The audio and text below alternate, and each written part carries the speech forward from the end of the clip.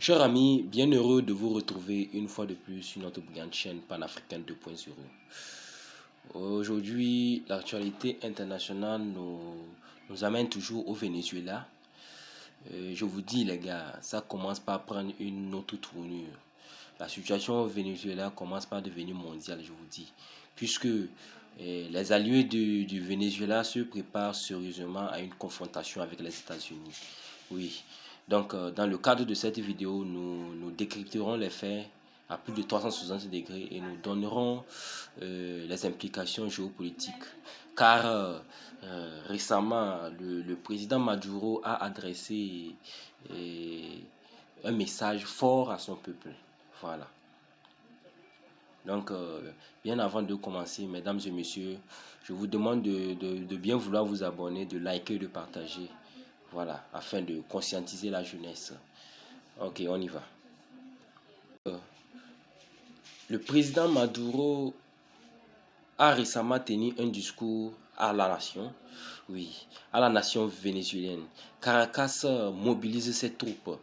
Vous savez, la situation dans la mer des Caraïbes est vraiment...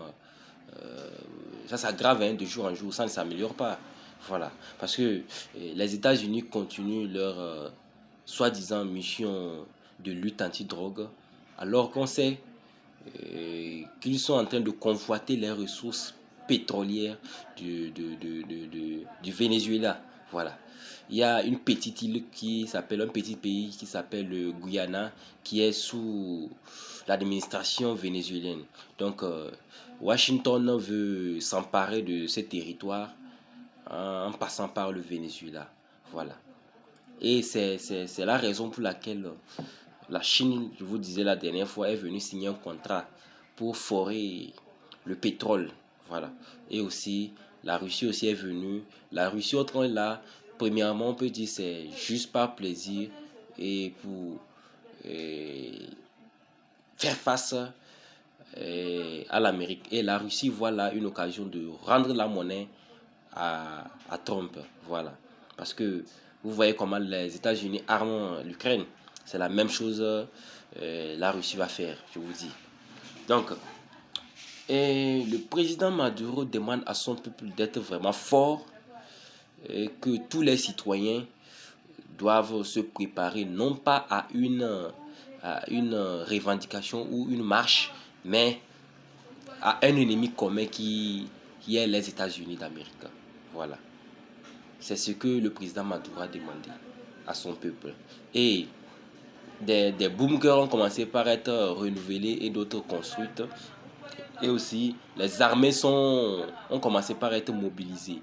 Toutes les armées, tous les corps de l'armée sont en alerte maximale. Vous comprenez?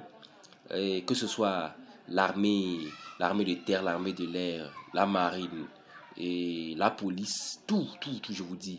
Et les milices, oui, et même chose, l'armée bolivarienne, voilà, l'armée de révolution. Donc c'est ça. Donc vous voyez déjà la tournure des événements. Et donc il sait que si les États-Unis déclenchent une guerre, même minime, ça pourrait causer la déstabilisation du régime Maduro.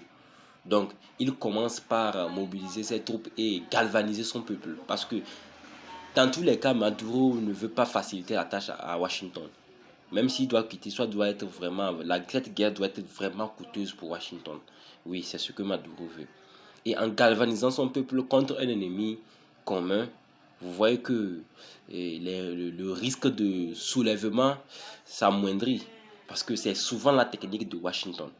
Mobiliser les troupes et créer un soulèvement populaire afin que la population chasse leur gouvernement.